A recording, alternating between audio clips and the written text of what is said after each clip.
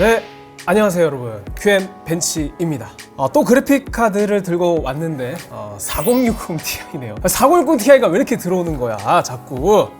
네, 4060 Ti 정말 많은 사람들한테 실망과 비판과 비난과 여러 가지 목소리를 받아온 그런 제품이 되겠습니다. 일단 뭐 엔비디아가 그렇게 만들었어요. 그렇게 만들었고, 예전 같았으면은 정말 꿈도 못 꿀 작은 GPU를 이 4060 Ti라는 이름으로 출시했기 때문에 그만큼 여러분들이 많이 실망하고 화를 낸 게 아닐까 생각이 들고, 저도 너무 실망하고 화가 났던 부분이기도 합니다. 어쨌든 오늘 소개할 제품은 기가바이트 제품이고요. 이제 기가바이트의 에어로입니다. 4060 Ti 에어로 OC 모델인데, 이제 이 제품은 좀 유명해요. 어떻게 유명하냐?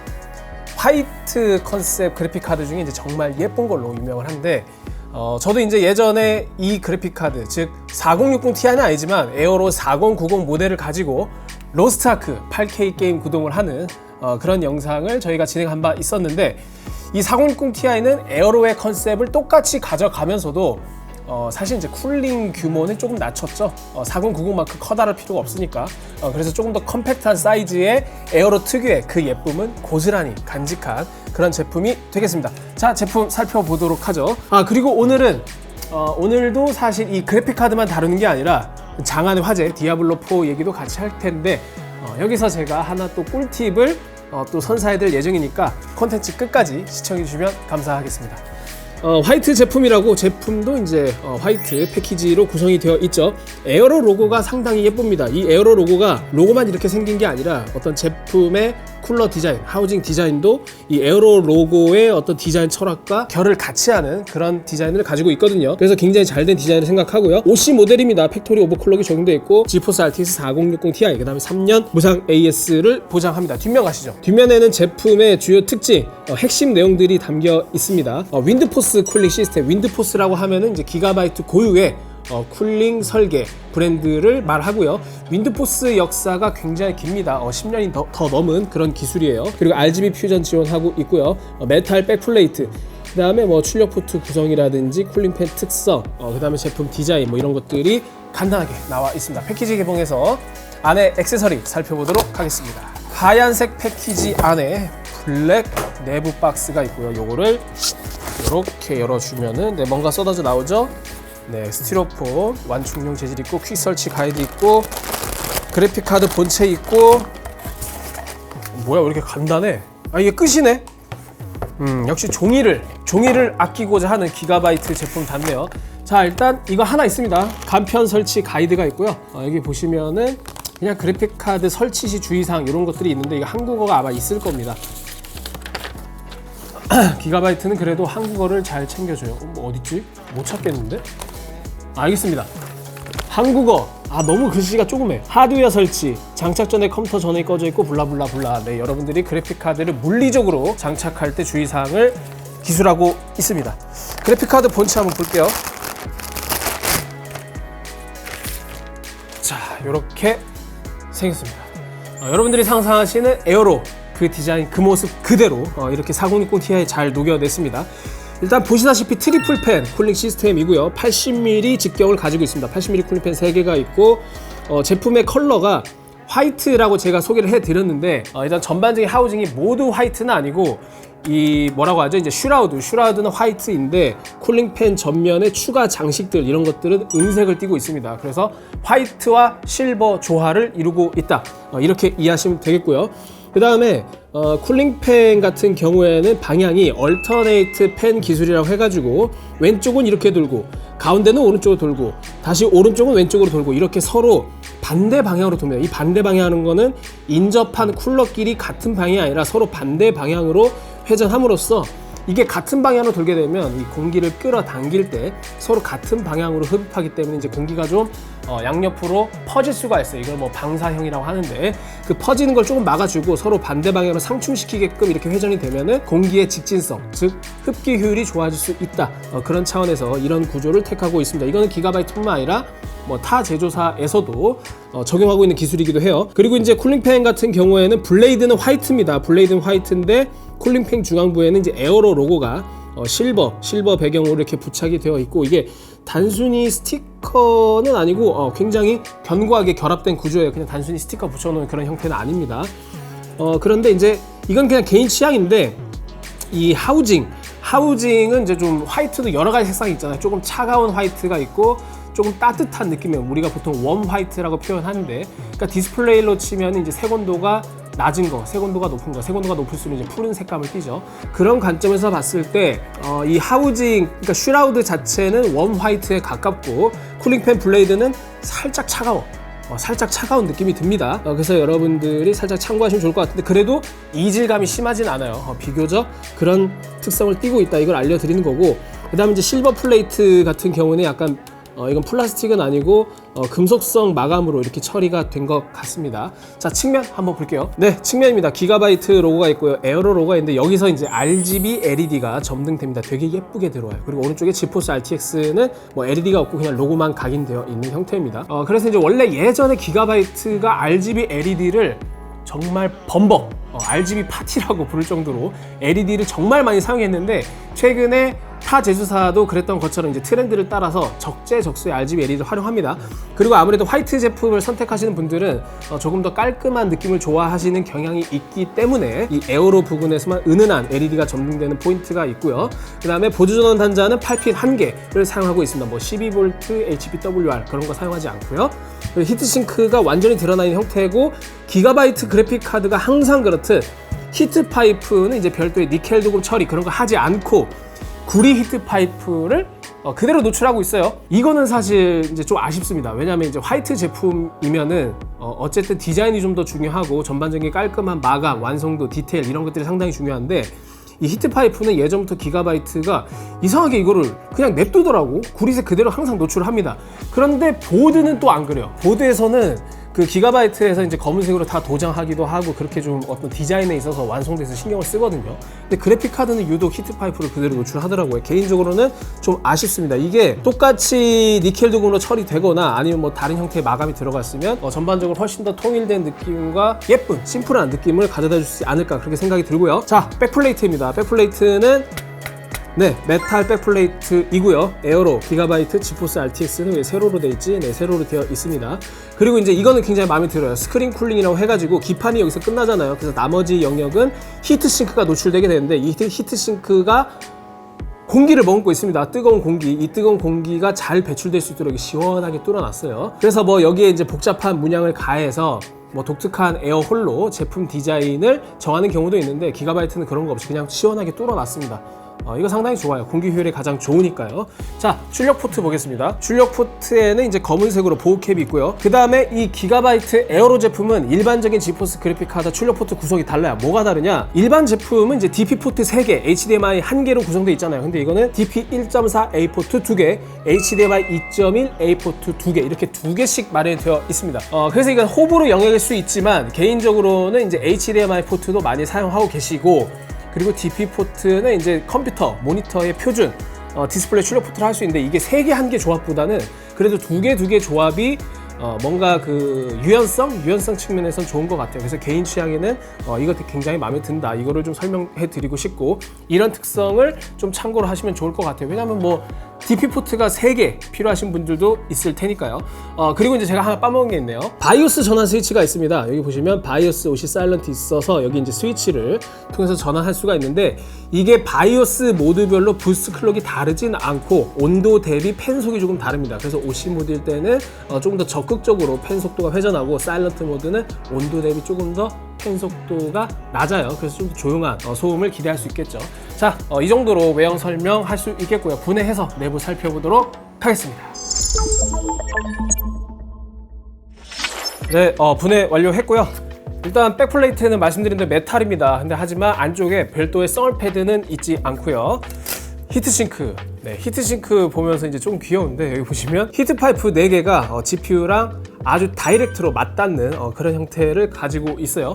예전에 아주 오래전 얘기긴 한데 타 제조사에서는 뭐 이런 거를 이제 다이렉트 CU 방식이다 이렇게 브랜드화 시키기도 했는데 어쨌든 구리 히트 파이프, 즉 구리의 열전도 효율이 좋기 때문에 GPU랑 직접적으로 맞닿을 수 있는 이런 형태를 차용한 거는 열전도 효율을 끌어올리기 위함이다, 이렇게 이해하시면 될 것 같습니다. 히트 파이프는 4개가 있고요. 그 다음에 썰 패드가 있는데 저는 기가바이트 그래픽 카드는 썰 패드 걱정을 안 합니다. 얘들은 너무 잘하기 때문에. 그래서 이제 메모리 모듈이라든지 이쪽에 전원부, 초크, 그 다음에 모스펫 이런 것들이 잘 맞춰서 레이아웃에 꼭 맞게 이렇게 썰 패드가 잘 마련되어 있어요. 그리고 마지막 PCB. 네, PCB인데요. 가운데 GPU RTX 4060 Ti가 되겠죠. 그 다음에 메모리는 이제 8기가가 장착되어 있고 왼쪽에 전원부가 일렬로 배치되어 있습니다. 6페이지 구성이고요. 드라이버 모스펫과 캐퍼시터가 있는데 캐퍼시터는 이제 대만산, 그러니까 이제 뭐 에이수스, 기가바이트, MSI 뭐 여러 가지 대만 기업들이 있는데 이 커패시터를 정말 많이 사용합니다. AP콘 시리즈 커패시터고요. 그래서 전원부도 이렇게 구성되어 있다라는 거를 기판을 통해서 알아봤습니다. 자, 저희가 이제 내부까지 다 살펴봤으니까요. K 사전 테스트 결과를 한번 확인하고 가보시겠습니다. 네, 테스트 시스템 보신 바와 같습니다. 인텔 코어 i9 13900K를 사용했고요. 그래픽 카드는 기가바이트 RTX 4060 Ti 에어로가 되겠습니다. 타임스파이 점수고요. 4060 Ti 파운더스 에디션보다 소폭 높은 점수를 보였는데 바이오스 모드 간 성능 차이는 거의 없었어요. 포트롤도 마찬가지입니다. 하지만 포트롤에서는 그래도 RTX 3070에 근접하는 아주 인상적인 성능이 보여주네요. 그리고 저희가 5종 게임의 평균 성능을 확인해 봤는데요. 먼저 FHD 해상도입니다. 3070보다 소폭 높아지긴 했는데 이걸 가지고 3070보다도 성능이 좋다라고 해석하는 거는 조금 섣부르다고 할 수 있겠죠. 저희가 이제 게임 테스트를 5종만 했기 때문에 사실 저희가 15종, 20종 이렇게 게임 벤치마크를 해보면 3070보다는 좀 아쉬운 성능이 맞습니다. 마찬가지로 QHD 해상도로 올라가면 메모리 대역폭 열세로 인해서 성능 하락이 좀 더 심하긴 하지만 그래도 레퍼런스, 즉 파운더스 에디션보다는 좋은 성능을 보여주네요. 자, 다음은 이제 바이오스 간의 부스트 클럭 차이가 어떻게 되는지 저희가 테스트를 해봤더니 OC 모드에서 아주 미세하게 약 10MHz 정도 더 높았고요. 온도는 사일런트 모드가 좀 더 높았습니다. 뭐 당연한 거겠죠. 온도 대비 팬 속도가 낮게 동작하기 때문에 조금 더 높은 온도를 기록합니다. 하지만 소음 수치에서는 사일런트 모드가 엄청나게 조용하고요. OC 모드도 40dB이 채 되지 않기 때문에 양호한 수준입니다. 자, 열화상 카메라고요. OC 모드에서는 최대 52.6도, 사일런트 모드에서는 최대 60.9도를 기록했습니다. 다음은 그래픽 카드 소유 전력이고요. 어차피 부스트 클럭이 똑같기 때문에 OC 모드나 사일런트 모두 비슷한 수준을 보여줬습니다. 그리고 4060 Ti의 레퍼런스 규격을 준수하기 때문에 소비 전력도 약 160W 정도로 나타나고 있네요. 다음은 마지막으로 고주파 테스트고요. 고주파 특성이 이 정도면 상당히 양호합니다. 일단 비교군 7900XTX와 비교해서 확연히 낮은 고주파를 보여주고요. 체감 기준선에 살짝 넘나드는 그런 기준선의 어떤 고주파 그래프가 있긴 한데 이 정도면은 충분히 양호한 수준이라고 볼 수 있겠습니다. 네, 기가바이트 RTX 4060 Ti 에어로 OC 모델을 장착해서 GPU-Z를 실행했고요. 저희가 늘상 보는 GPU-Z 화면입니다. 저희가 영상을 찍는 이 시점에도 아직까지 4060 Ti를 지원하는 GPU-Z 최신 버전이 나오지 않아서 여기 보시면 일부 항목들이 언노운으로 나온다는 거 참고해 주시고요. 그다음 부스트 클럭이 2580MHz입니다. 그래서 아주 소폭 오버클럭이 적용되어 있어요. 이게 레퍼런스 클럭이 2535MHz니까 이제 깔짝 올라갔다 이렇게 이해해 주시면 되고 사실 이 정도의 이론적인 부스트 클럭은 이제 큰 의미는 없습니다. 그리고 이제 어드밴스 탭으로 가서 엔비디아 바이오스를 선택해 주시면 전력 레벨을 확인할 수 있는데 기가바이트 에어로 제품은 기본값이 160W, 즉 레퍼런스와 동일합니다. 하지만 최대 216W까지 상향시켜 줄 수 있어서 아무래도 지금 이 그래픽 카드 같은 경우에는 기본적인 만듦새와 쿨링 솔루션 이런 것들이 상당히 충실하고 잘 마련되어 있기 때문에 여러분들이 오버클럭을 해도 별로 부담이 없지 않을까 그런 생각이 들어요. 이따가 잠깐 오버클럭도 적용해 볼 거예요. 자, GPU-Z 특성을 모두 살펴봤고요. 이제는 디아블로4를 구동해서 쿨링 성능을 한번 확인해 볼게요. 일단은 제가 지금 4060 Ti는 FHD에 최적화되어 있다, 이렇게 엔비디아가 홍보를 하는데 뭐 맞는 얘기입니다. 하지만 FHD에 최적화되어 있다는 말을 거꾸로 하면 본인들이 메모리 인터페이스를 128비트로 확 낮춘 것에 대한 어떤 변명이라고 볼 수 있어요. 왜냐하면 이제 QHD로 넘어가면 GPU 성능에 비해서 성능 하락이 크기 때문이죠. 메모리 대역폭 때문에. 하지만 QHD 해상도도 당연히 사용할 수 있는 것이고요. 저희가 그래서 지금 세팅한 거는 이제 QHD 해상도에 일단은 풀 옵션을 걸어놨습니다. 풀 옵션을 걸어놨을 때 디아블로4가 이제 사양이 높은 게 아니어서 지금 보시면 여러분들이 144Hz 모니터를 사용하더라도 나름대로 의미 있는 그런 성능을 느낄 수 있어요. 지금 120프레임 넘게 나오죠. 물론 복잡한 전투 상황이라든지 그럴 때는 이제 100프레임 정도로 떨어질 수도 있지만 어쨌든 야간에 이렇게 불빛이 나오는 이런 마을 환경에서 100프레임 이상 나온다는 것은 충분히 할 만한 프레임입니다. 지금 쿨링 능력이 괜찮다고 느껴지는 게 GPU 온도가 60도, 60도 초반입니다. 60도 초반이고 이때 부스트 클럭이 2850MHz, 즉 전혀 오버클럭을 하지 않았고 이론상 2580MHz인데 실제 부스트 클럭은 높단 말이죠. 그래서 여러분들이 이게 지포스 그래픽 카드가 이제 상당히 혼란스러운데 어떤 게 혼란스럽냐?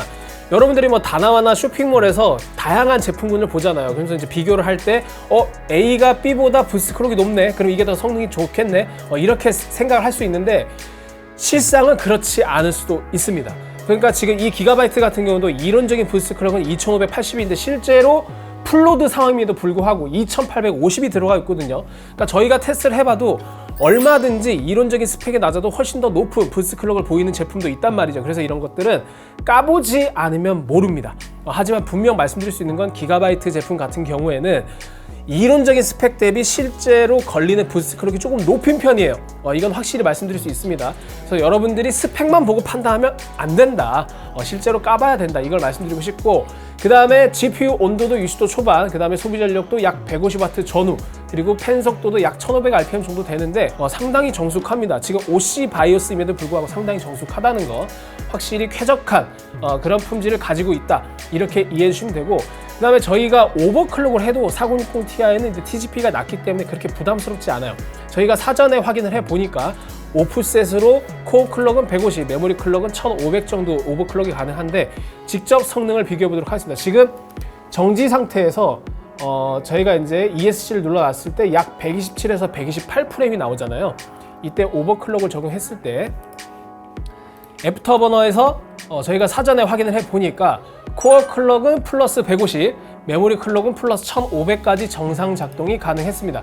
이렇게 적용했을 때 성능 144프레임을 바로 찍어버리는데요. 142, 143, 그러니까 대략 한 15프레임 정도 이렇게 향상됐다고 볼 수 있는데 어마어마한 향상폭은 아니지만 최근 그래픽카드가 오버클럭에 의한 어떤 체감 성능 차이가 굉장히 미미한 수준이란 걸 염두에 보면 이 정도는 양호한 수준이라고 볼 수 있겠죠.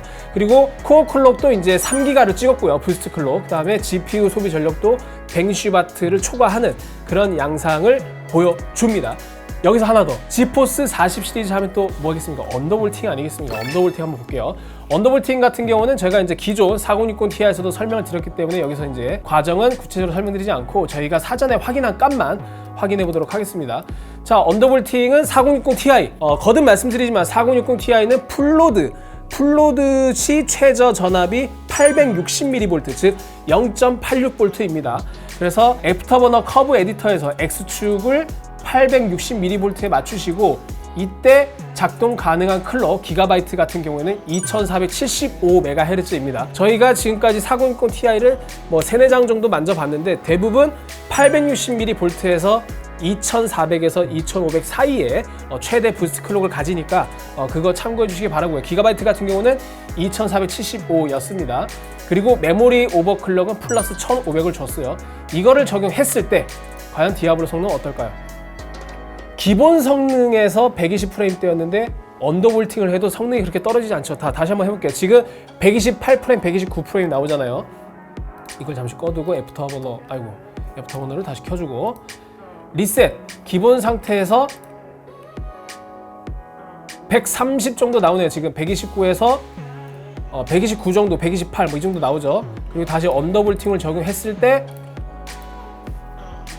127, 9. 그러니까 성능이 거의 안 떨어지는 거예요. 그러니까 이게 이유가 뭐냐면 부스트 클록은 낮아졌지만 메모리 오버클럭을 저희가 이제 성능이 낮아지는 것을 어느 정도 상쇄하기 위해서 메모리 오버클럭을 병행해 줬더니 이제 성능 하락은 거의 없으면서도 소비 전력 100W 수준으로 떨어졌습니다. 100W 수준.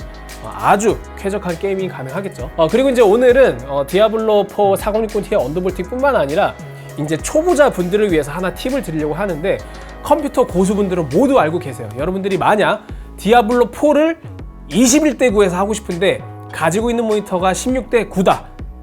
그럼 어떡하냐? 방법이 있습니다, 여러분. 사실 굉장히 간단한데, 일단은 윈도우에서 엔비디아 제어판에 들어가 주시면 돼요. 여기 보시면 엔비디아 컨트롤 패널이라고 있죠. 여기서 엔비디아 컨트롤 패널 이렇게 입력해 주셔도 되고, 엔비디아 제어판에 들어가 줍니다. 그리고 여러분들이 만약 QHD 해상도 모니터를 가지고 있다면 QHD 해상도 모니터에서 21대 9를 만들려면 2560에 1080 해상도를 형성하면 되겠죠. 그래서 여기 엔비디아 제어판 제가 잠시 작게 만들게요. 여기 보시면 해상도 변경이라고 있습니다. 왼쪽에 이거를 눌러주시고 오른쪽 영역을 가보시면 사용자 정의라고 있어요. 이 사용자 정의가 뭐냐?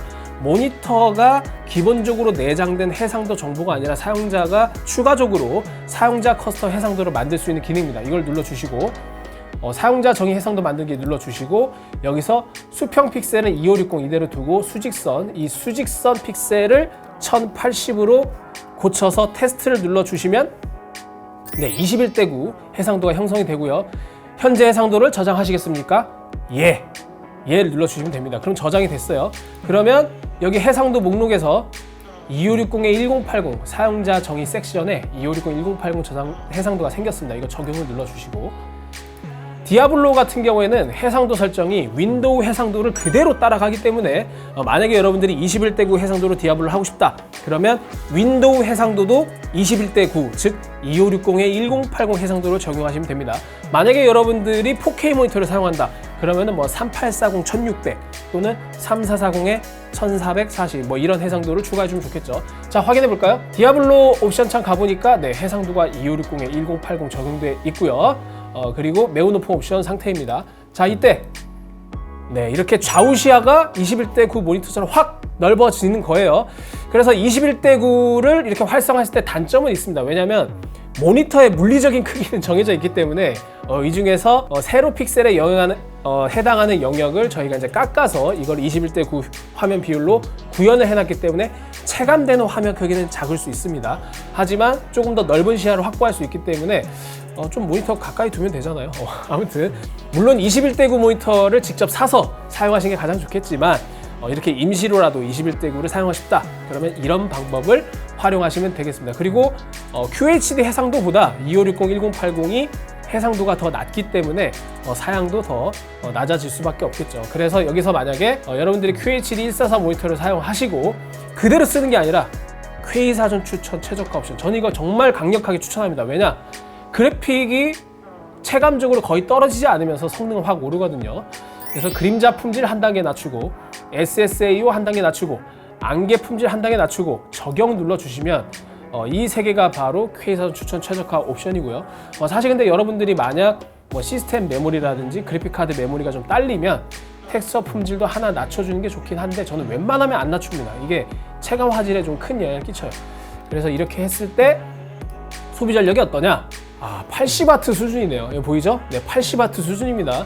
그래서 워낙 RTS 4060 Ti가 이제 소비 전력이 낮기도 하지만 이렇게 언더볼팅, 그 다음에 이제 옵션 타협까지 적용을 해가지고 게임을 해주시면 상당히 착한 소비 전력으로 게임을 즐길 수 있습니다. 그리고 오늘은 한 가지 더 디아블로 4를 16대 9 모니터에서 이제 21대 9 화면 비율로 게임하는 방법, 이것까지 좀 소개를 해드렸네요. 일단 근데 사실 언더볼팅을 하지 않아도 기가바이트 제품이 이제 워낙 쿨링 성능이 좋아가지고 사실 이게 굳이 필요가 있나 싶었는데 언더볼팅 하니까 좀 극단적이야. 지금 언더볼팅하고 옵션 타협까지 하니까 소비 전력은 말할 것도 없고 팬 속도도 1000rpm 왔다 갔다 하고 GPU 온도 보십시오. 40도대입니다. 40도대. 정말 훌륭한 그래픽 카드라고 볼 수 있겠죠. 네, 이상으로 기가바이트 4060 Ti로 알아본 디아블로 4 성능이었습니다. 네, 지금까지 이제 제품에 대해서 여러 가지 살펴봤죠. 일단 총평을 하자면 기가바이트 에어로 제품 같은 경우에는 4060 Ti는 밉지만 기가바이트 에어로는 미워할 수 없다, 너무 예쁘다, 이렇게 정의할 수 있을 것 같고요. 일단 디자인이 좋아요. 정말 디자인이 좋고, 단순히 여러분들이 이제 영상이나 사진에서는 느껴지지 않는 그런 실제로 마주했을 때 좀 미려함이 있긴 합니다. 특히나 이제 그 하우징 같은 경우에도 플라스틱 부분도 있고 메탈 부분도 있는데, 이 플라스틱 부분도 그냥 싸구려틱하게 대충 플라스틱 재질로 떼어놓은 게 아니라 그 겉표면의 어떤 질감이라든지 그런 것들이 상당히 고급스럽거든요. 그래서 그런 매트한 느낌과 어떤 텍스처가 정말 내가 괜찮은 그래픽 카드를 샀구나, 이런 심리적인 만족감을 주는데 도움이 되는 것 같고, 그 다음에 화이트와 실버를 이제 조화롭게 이렇게 좀 제품 디자인을 했는데, 이게 이제 단조로움을 탈피하는 측면에서도 괜찮았던 선택 같습니다. 그래서 뭐 디자인이라든지 그래픽 카드 크기, 이것도 이제 한 길이가 한 280mm 정도 되는데 다 마음에 들고, 그 다음에 가장 뛰어났던 건 역시 쿨링 성능. 네, 쿨링 성능 아까 보셨겠지만 GPU 온도도 상당히 훌륭하고, 물론 4060 Ti가 워낙 소비 전력이 낮긴 하지만 그렇기 때문에 타 제조사들이 이제 쿨러 스펙을 다 하향시키거든요. 기가바이트도 마찬가지입니다. 하향시켰어요. 하지만 하향시켰음에도 무지막지하게 후려치지 않았다, 이렇게 정의할 수 있을 것 같고, 그래서 소비 전력이라든지 소음, 그런 것들이 다 착해요. 특히 OC 모드랑 사일런트 모드 둘 다 조용한데, 뭐 사일런트 모드는 너무 조용하고 OC 모드도 40dB이 채 되지 않습니다. 이 정도면 여러분들이 실제로 케이스 내부에 그래픽카드 장착했을 때 그래픽카드 고유의 소음을 거의 느끼지 못하는 수준, 것까지 볼 수 있고, 고주파 특성도 뭐 양호했고요. 물론 고주파는 저희가 이제 테스트한 샘플에 국한된 결과이기 때문에 이렇게 일반화하기에는 좀 어려운 측면이 있어요. 그래서 뭐 이제 기가바이트의 에어로 제품이 다 좋았지만 딱 하나, 제가 이제 예전에 그 에어로 4090 리뷰할 때도 비슷한 말을 했었는데, 기가바이트 보드에는 그런 처리를 해주는데 왜 이런 그래픽 카드에는 이제 히트 파이프나 그런 것들이 구리색으로 그대로 노출되어 있는지 이해를 할 수가 없습니다. 그러니까 만약에 구리 히트 파이프 고유의 색, 그 구리색이 정말로 미적으로 아름답다고 생각해서 놔두고 있다 라고 하면 이해가 되겠는데, 뭐 그것도 아니거든요 사실. 왜냐면 보드는 그렇게 처리하고 있지 않아요, 기가바이트가. 특히 이렇게 좀 깔끔한 외형 컨셉의 화이트 제품 같은 경우에는 그런 것도 좀 같이 매칭을 해주는 게 좋지 않았을까. 최소한 니켈 도금 처리를 해서 깔끔하게 내줬으면은 더 큰 만족감이 들었을 것 같아요. 뭐 그런 이제 소소한 이유가 있고, 그다음에 나머지 영역은 어떤 비레퍼런스 카드로서 아주 전반적으로 훌륭한 모습을 보여준 그런 카드인 것 같습니다. 물론 4060 Ti GPU라는 게 조금 발목을 잡고 있는 것 같긴 해요. 지금 보니까 가격도 좀 상당하거든요. 60만원 초반대인데 이 정도 가격이면 여러분들이 FHD 게이밍 용도로 선뜻 구매하기에는 가성비, 그런 것들이 참 고민이 되지 않을까, 이런 생각이 듭니다. 네, 이상 QM 벤츠였고요. 또 재밌는 콘텐츠로 또 찾아오도록 하겠습니다. 여러분 안녕.